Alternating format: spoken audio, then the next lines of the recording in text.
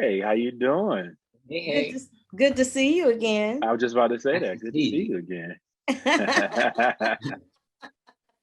Cool. So now I get to ask some things that I want to ask you. Yes, let's get into that. I'm scared. So, yeah.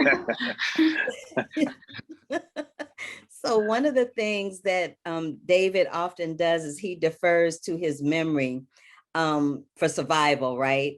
What's your favorite memory of growing up thus far, Akili? in real life or in David's life.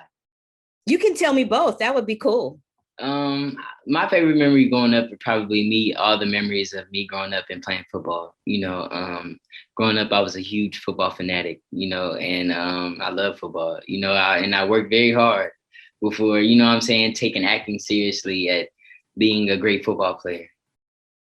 But Cool. as far as one of my best memories from young David's life, I don't know. I honestly just enjoy anytime I get to capture and feel the shoes of David Young. Ah, that's so sweet. How about you, Kwame? Mine is similar.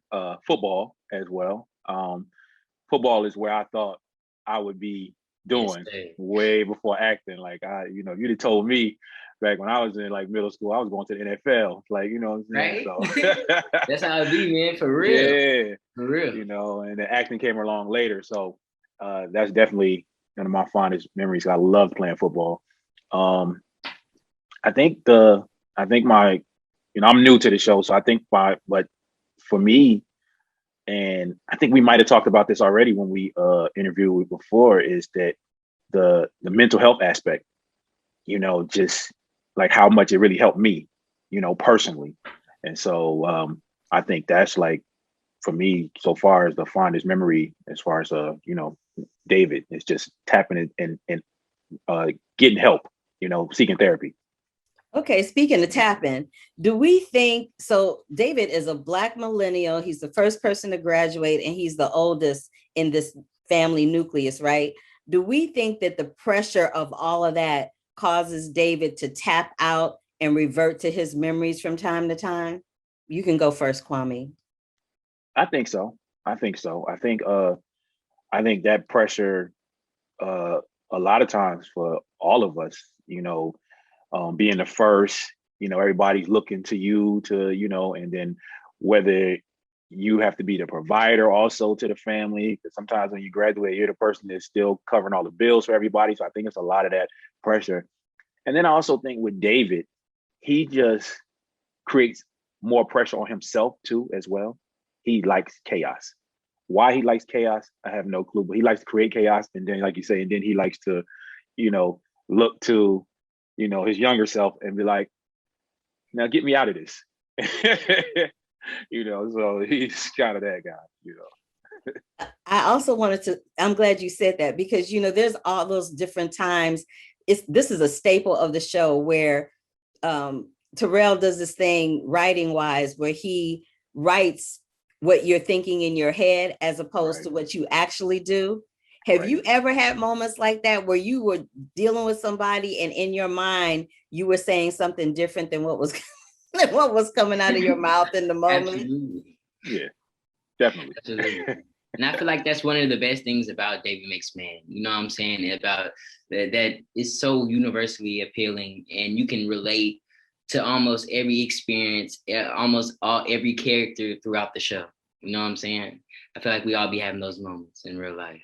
Yeah. So Miss Elijah is one of those people that's like the nucleus of the neighborhood. Like every neighborhood has that one person who, like, when your parents aren't home, they are the person that looks out for you when the parents aren't around, right? So do Yeah. we think that Miss Elijah has had a huge hand in fostering what happens later on with JG and David, with getting them up and out of the Ville or staying in the Ville or just supporting them as young boys growing up without a father?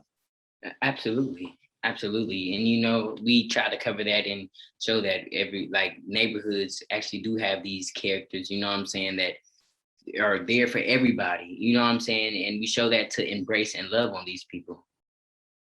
What are your thoughts about that, Kwame?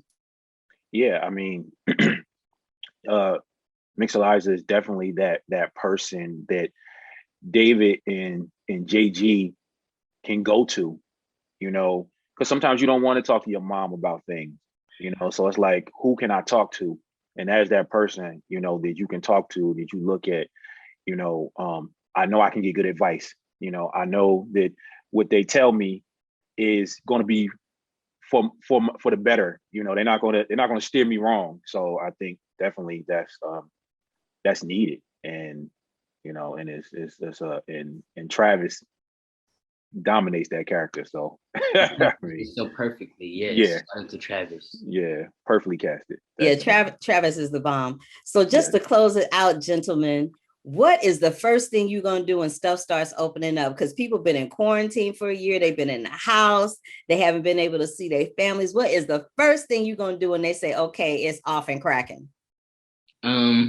As glad as I'm going to be glad that things are back open, you know what I'm saying? I'm going to still be relatively keep it safe and wear my mask on, but I'm going to be happy that everything's going to be open though. Cool. What about you, Kwame? I think for me, the only thing I really miss is the movies. I'm a movie buff, and I can sit in the house and watch movies all day, but I love to just like sit in a movie theater. That experience is always cool. So get the full experience. Yeah, exactly. So like Akili said, when it's I'm not rushing out like when it first happens, but like as things start to feel a little bit more safe, yeah, definitely want to be able to sit in a movie theater again. All right, I'm looking forward to you getting that bucket of popcorn and them snacks.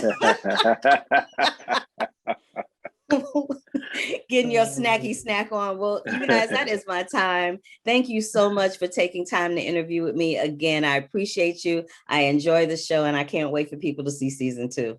Thank you so much. You're welcome. Bye now. Bye.